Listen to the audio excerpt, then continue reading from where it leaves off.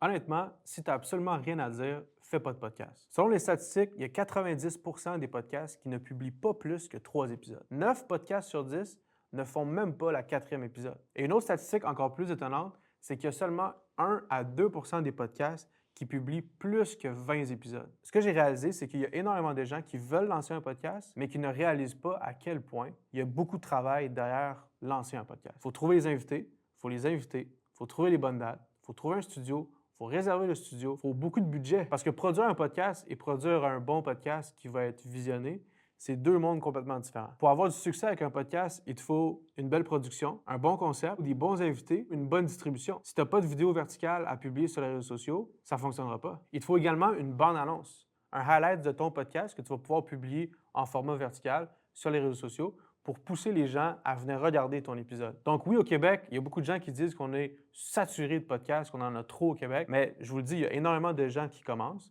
mais il y a peu de gens qui continuent, puis il y a encore moins de gens qui sont là après un an puis qui publient à chaque semaine. Donc si tu veux réellement lancer ton podcast et avoir du succès, eh bien, il y a 4 catégories qui sont vraiment importantes et ton podcast doit être dans une de ces catégories. Numéro 1, c'est la vulnérabilité. Numéro 2, c'est les transformations.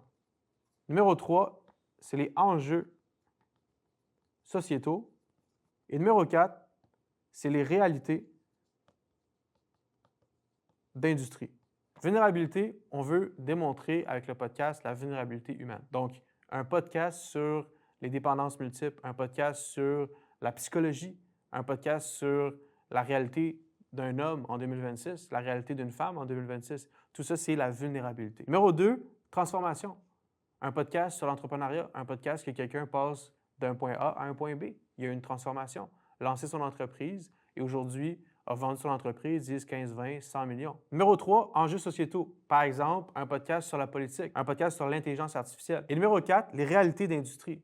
Donc, qu'est-ce qui se passe derrière l'industrie pharmaceutique? Qu'est-ce qui se passe derrière l'industrie financière, les banques? Alors, si ton podcast fait partie d'une de ces 4 catégories et que tu dépasses les 20 épisodes, tu as de fortes chances que ton podcast réussisse.